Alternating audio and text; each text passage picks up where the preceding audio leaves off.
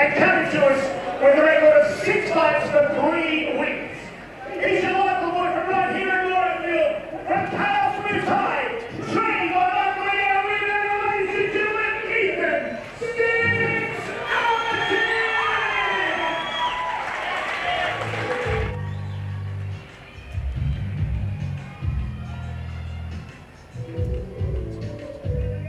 3 2-minute rounds under full-time rules, elbows and knees to the head and body. Your referee, Mr. Steve Robinson. Got a feel for the cornermen in the red corner. I hope they put their sunscreen on today because they've been copping the sun non-stop. That's right. They'll be trying to keep the fight in the blue corner or the neutral corner away from the sun. Yes. Both boys are quite tall. Not sure which one's taller, so no one's going to have any height advantage in this one. Yeah, that's exactly right. They're both quite good reach, and you can see both fighters are in great shape. You know, they're not really carrying any excess body fat there, so it just shows how much work goes into the short time that they're in the ring. There's months of training that go into every fight, so you just like to see every fighter go in there and give his best, and I think that having similar reach, it'll be a interesting fight. It's always different when you have a tall fighter and a short fighter, but at the same height, it'll be interesting. Their attributes might negate each other a little bit. Comes down to whether they know how to use their reach too, though. Sometimes long fighters can still fight short, which is quite a strange phenomenon, but they do it nonetheless. So, hopefully they keep out nice and long, use that reach. That's exactly right. You do see some fighters, shorter fighters can actually have a better reach than a longer fighter if they know how to use it.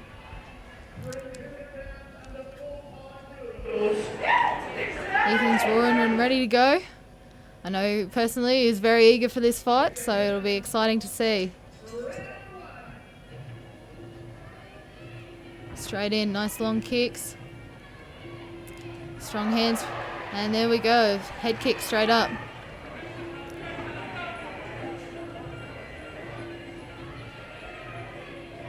Red corner eager to close that gap and get in nice and tight with the grappling. Strong clinch up high. Trying to overpower Ethan in the blue corner.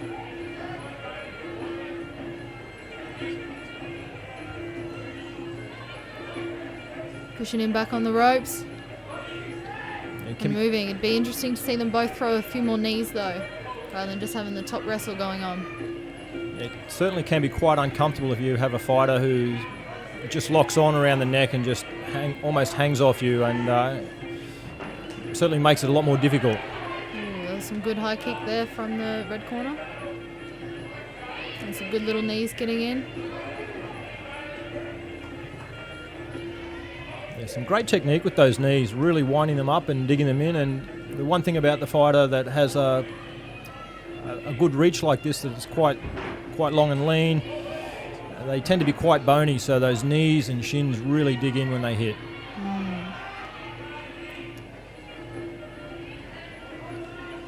And snuffing out the grapple for the referee to break it so that the fight can continue center ring.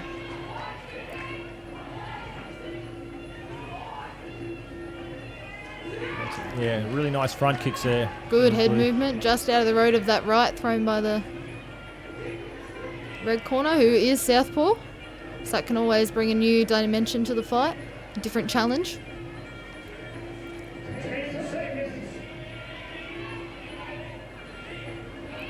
Red corner does seem to like that grapple. He likes that top block. Yeah, he's got a really nice right slap knee there, and he looks like he wants to just get in there, lock on, and land that right knee.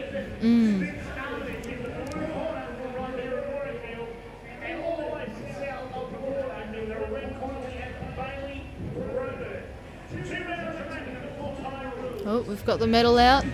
Might have a little bit of a shiner showing up.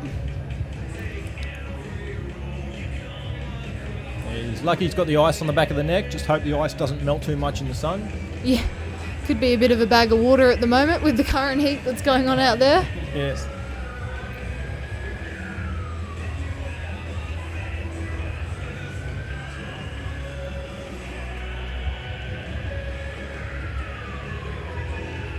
quite excited about seeing the rodeo after the fights as well. The Cowboys getting ready over there.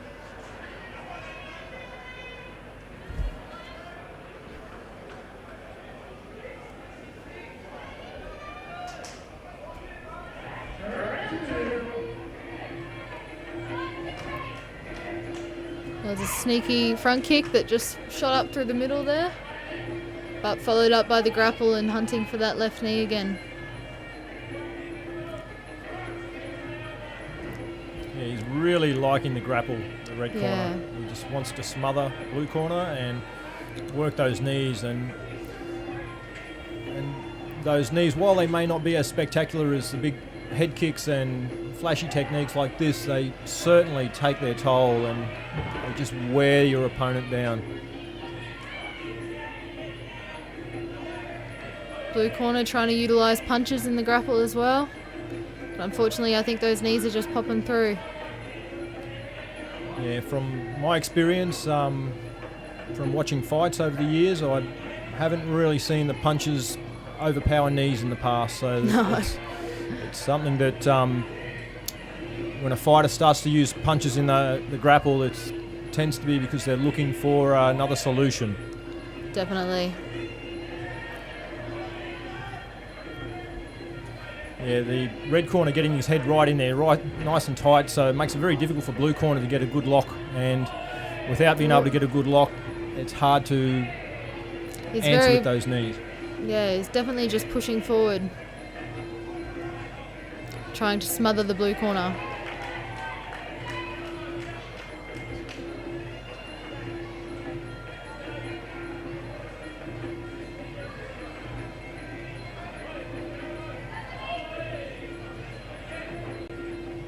Some uppercuts coming through the middle of the grapple. And over the top. Those knees just ramming in.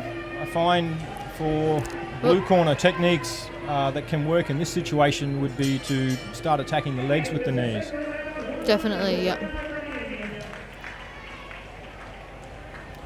I think when a fighter's just working those knees to the body, sometimes you've just got to hit what you can hit, and the legs being such a close target to the knee, they sometimes are a good option. Definitely.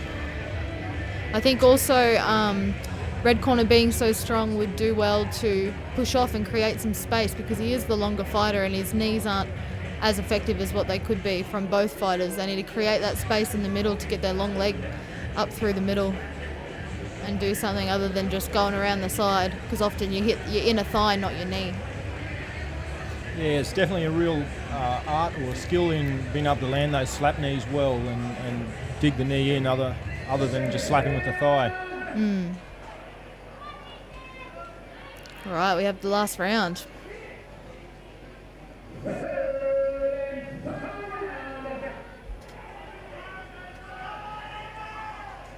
It's good to hear the crowd getting into it. That always makes a difference for the fighters. Seats are filling up now, which is good to see.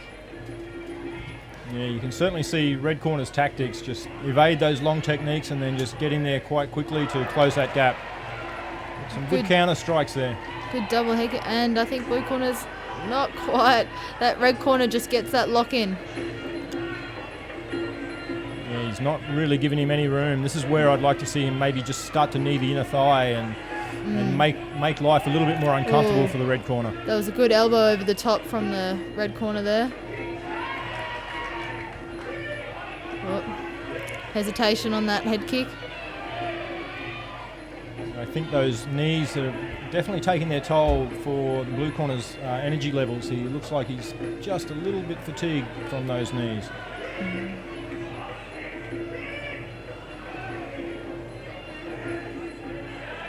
But red corner still needs to be careful coming in, because as you just saw, he could run into an elbow, and all it takes is one shot right on the chin and that could be the game over.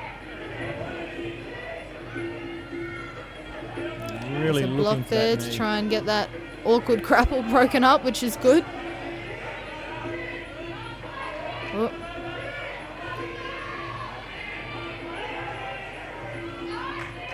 I think blue corner's going to have to pull some power shots out, or just stay out of that grapple. as hard as it is. Sometimes easier said than done. Yeah. It's good to see red corner going up and down, trying to use the elbows over the top. Yeah, really digging that knee in there now, and I think blue corner tomorrow will wake up a little bit sore and sorry. Yeah, on the ribs.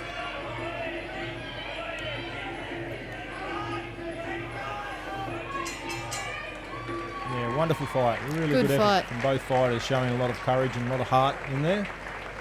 And great sportsmanship shown at the end as well. It's one thing that I really admire about the sport is fighters are out there and they work so hard to basically to knock the stuffing out of their opponent, but after the fight, sportsmanship's great where they show a lot of respect and friendship towards each other. Definitely going and visiting the other gym, saying thank you to the trainers, because at the end of the day we wouldn't be here without them. Yeah, that's right. I think all trainers and fighters respect and understand what their opposition has gone through to get here to make this event possible. So yeah, certainly hats off to everybody involved in there.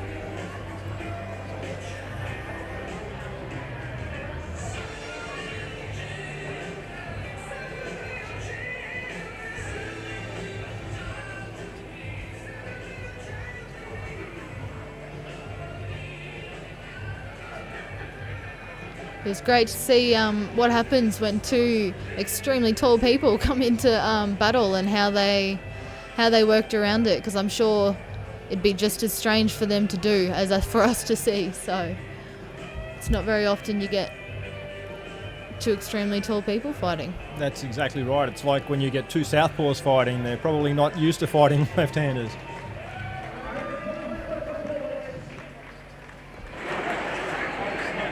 The judges have awarded the win this afternoon to the red corner ladies from